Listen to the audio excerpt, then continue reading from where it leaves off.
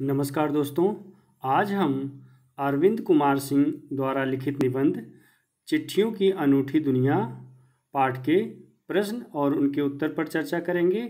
तो आइए सबसे पहले हम देखते हैं पाठ में आए कुछ नए शब्द और उनके अर्थ।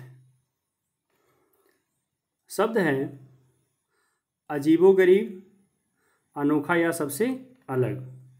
SMS लघु संदेश सेवा। भाव, महत्व, विवाद, झगड़ा, तमाम, अनेक, दायरा, सीमा, ठिकाना, स्थान, शताब्दी, 100 वर्षों का समय, हर कार्य, दौड़ दौड़ कर संदेश पहुंचाने वाले, बेसब्री, बेचैनी, देहाती, गांव में रहने वाले, मिसाल, उदाहरण, इकलौता, अकेला या एकमात्र, विरासत, पूर्वजों से प्राप्त, महान हस्ती, प्रसिद्ध व्यक्ति, धरोहर, अमानत, संग्रहालय, म्यूजियम, मुस्तैद, सतर्क या तत्पर, वजह, कारण, दुर्गम, जहाँ जाना कठिन हो। ये हो गए शब्दार्थ। अब हम देखते हैं इस पाठ के प्रश्न और उनके उत्तर। तो पहला प्रश्न है इस पाठ से, पत्र जैसा संतोष फोन या SMS का संदेश क्यों नहीं दे सकता? उत्तर होगा, पत्र जैसा संतोष फोन या SMS का संदेश नहीं दे सकता क्योंकि पत्रों को संभाल कर रखा जा सकता है। इसमें मानवीय प्रेम व ममता का समावेश रहता है। पत्र भावना प्रधान होते हैं। पत्रों का लोग बेसब्री से इंतज़ार करते हैं। फ़ोन पर की गई बातचीत अस्थायी होती है। SMS से सीमित शब्दों में ही संदेश भेजा जा सकता है। पत्रों को इकट्ठा करके पुस्तक बनाया जा सकता है, जबकि फ़ोन या SMS से नहीं। तो यहाँ पर पत्र जो है वो भावना प्रधान है, उसमें मनुष्य की भावनाएं जुड़ी होती हैं, लोग बेसब्री से इंतज़ार करते हैं। इसीलिए पत्रों जैसा संदेश SMS या फ़ोन का संदेश नहीं दे सकता। दूसरा प्रश्न, पत्र को खत, कागज, उत्तरम, जाबू, लेख, कड़िद, पाती, चिट्ठी इत्यादि कहा जाता है। इन शब्दों से संबंधित भाषाओं के नाम बताइए। तो खत उर्दू में कहते हैं पत्र को, कागज कन्नड़, उत्तरम, जाबू और लेख ये तेलुगु में कहते हैं। तेलुगु भाषा में पत्र को उत्तरम, जाबू और लेख कहा जाता है। तमिल में जो है पत्र को कड़िद कहते हैं। और पाती और चिट्ठी इन शब्दों का प्रयोग होता है हिंदी में, और पत्र संस्कृत का शब्द है। तो यहाँ पर भाषा के आधार पर पत्र अलग अलग नाम से जाने जाते हैं। जैसे तो उर्दू में खत, कन्नड़ में कागज, तेलुगु में उत्तरम, जाबू लेख, तमिल में कड़िद, हिंदी में पाती या चिट्ठी और संस्कृत में पत्र। तीसरा प्रश्न देखते हैं, पत्र लेखन की कला के विकास के लिए क्या क्या प्रयास हुए, लिखिए। उत्तर, पत्र लेखन की कला के विकास के लिए स्कूली पाठ्यक्रम में पत्र लेखन को शामिल किया गया। विश्व डाक संघ ने 16 वर्ष से कम आयु के बच्चों के लिए पत्र लेखन प्रतियोगिताओं का आयोजन किया। अगला प्रश्न, पत्र धरोहर हो सकते हैं लेकिन SMS क्यों नहीं? तर्क सहित अपना विचार लिखिए। उत्तर, पत्र धरोहर हो सकते हैं क्योंकि इन्हें सहेज कर रखा जा सकता है। उपयोगी और शिक्षाप्रद पत्रों को पुस्तक का रूप दिया जा सकता है, जैसे गांधी जी के पत्र, नेहरू जी द्वारा इंदिरा गांधी को लिखे गए पत्र आज भी सुरक्षित रखे गए हैं। SMS भले ही लिखित रूप में हों, पर उन्हें किताब का रूप नहीं दिया जा सकता। उन्हें कंप्यूटर में सुरक्षित रखना कठिन व महंगा है। तो पत्रों को आप आसानी से रख सकते हैं, उसके लिए आपको बिजली की भी ज़रूरत नहीं होती है, और जब चाहें तब उन्हें आप निकाल कर पढ़ सकते हैं। तो पत्रों को सहेज कर रखना सरल है और आसान है। अगला प्रश्न, क्या चिट्ठियों की जगह कभी फैक्स, ईमेल, टेलीफोन या मोबाइल ले सकते हैं? उत्तर, आज संसार में टेलीफोन, ईमेल, फैक्स व मोबाइल आदि अनेक आधुनिक साधनों का प्रयोग बढ़ रहा है, जिससे पत्रों का आवागमन प्रभावित हुआ है। पर आज भी करोड़ों पत्र डाक द्वारा इधर उधर भेजे जाते हैं, जिससे पता चलता है कि पत्रों की उपयोगिता ना तो कम हुई है और ना कभी होगी। तो डाक विभाग आज भी जो अच्छे से काम कर रहा है, बहुत सारे पत्र आज भी करोड़ों पत्र एक जगह से दूसरी जगह पर जाते हैं, तो डाक विभाग की जो उपयोगिता है वह आज भी बनी हुई है।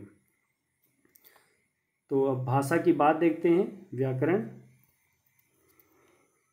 पहला प्रश्न है, किसी प्रयोजन विशेष से संबंधित शब्दों के साथ पत्र जोड़ने से कुछ नए शब्द बनते हैं, जैसे प्रशस्ति पत्र, समाचार पत्र। आप भी पत्र के योग से बनने वाले 10 शब्द लिखिए। तो यहाँ पर वो शब्द दिए गए जो पत्र के साथ बनते हैं: प्रार्थना पत्र, आवेदन पत्र, निमंत्रण पत्र, शिकायती पत्र, अवकाश पत्र, शोक पत्र, प्रशंसा पत्र, भोज पत्र, औपचारिक पत्र, धन्यवाद पत्र, सूचना पत्र इत्यादि। अगला प्रश्न, व्यापारिक शब्द व्यापार के साथ इक प्रत्यय के योग से बना है। इक प्रत्यय के योग से बनने वाले शब्दों को अपनी पाठ्य पुस्तक से खोजकर लिखिए। तो यहाँ पर प्रत्यय किसी मूल शब्द के अंत में जुड़ने वाले शब्दांश को प्रत्यय कहते हैं। तो यहाँ पर आप देखेंगे शुरू में यहाँ इस तरफ जो शब्द लिखे गए हैं वो मूल शब्द हैं और उनके बाद जो है सब में इक प्रत्यय का प्रयोग किया गया है। तो देखेंगे मूल शब्द है परिवार धन इक प्रत्यय का प्रयोग किया गया है, तो हो जाएगा पारिवारिक।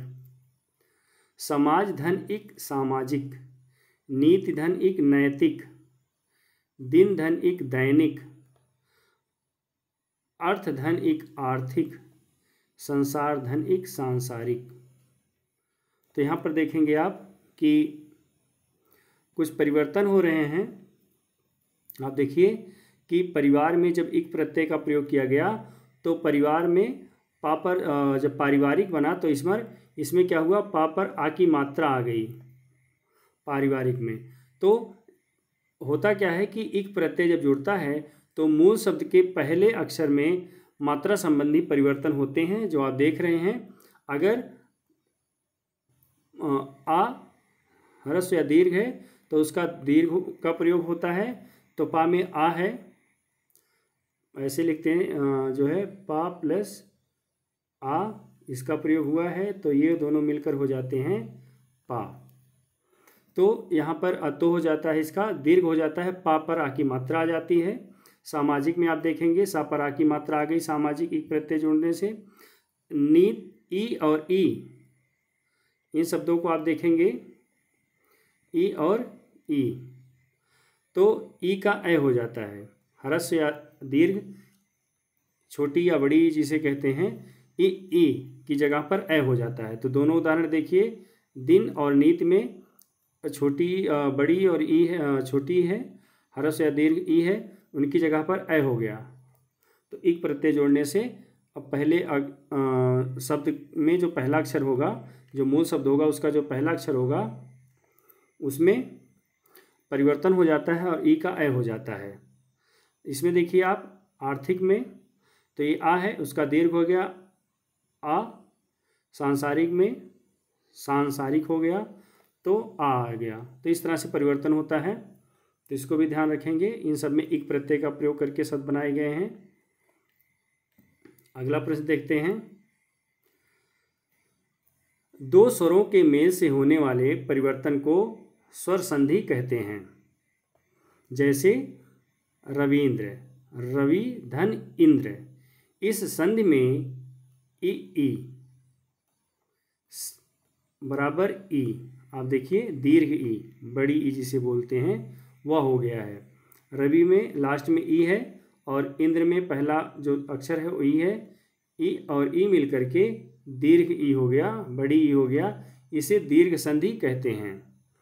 दीर्घ स्वर संधि के और भी उदाहरण खोज कर लिखिए।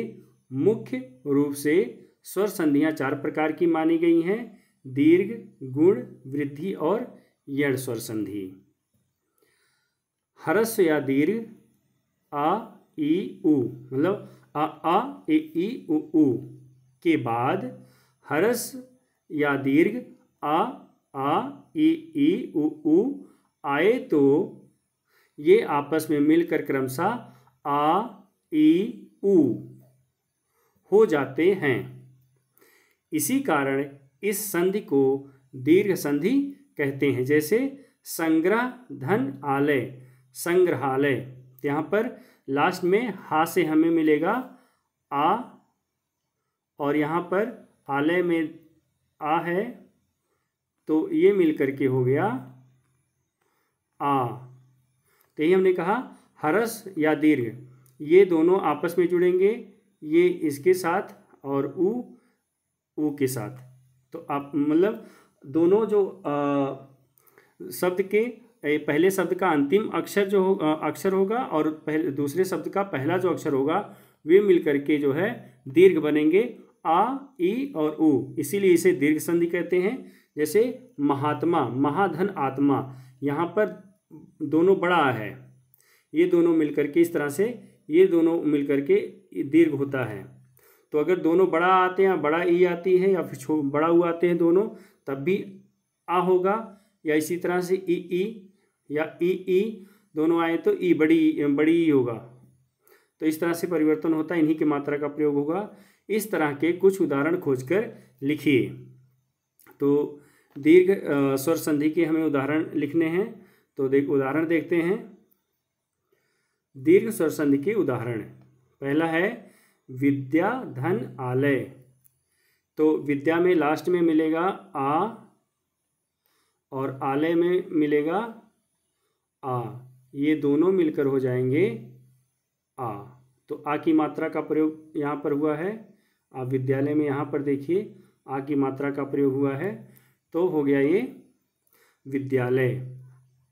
अब इसी तरह से गिरिधन ईश, गिरिधन ईश, तो यहाँ पर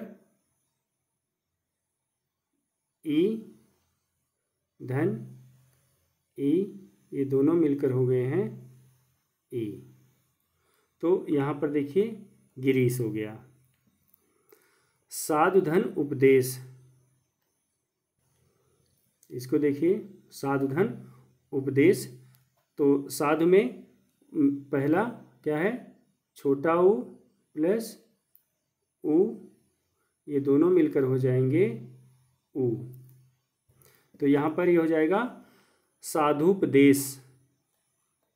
महाधन आशय, आ धन आ, इसका दीर्घ हो जाएगा आ।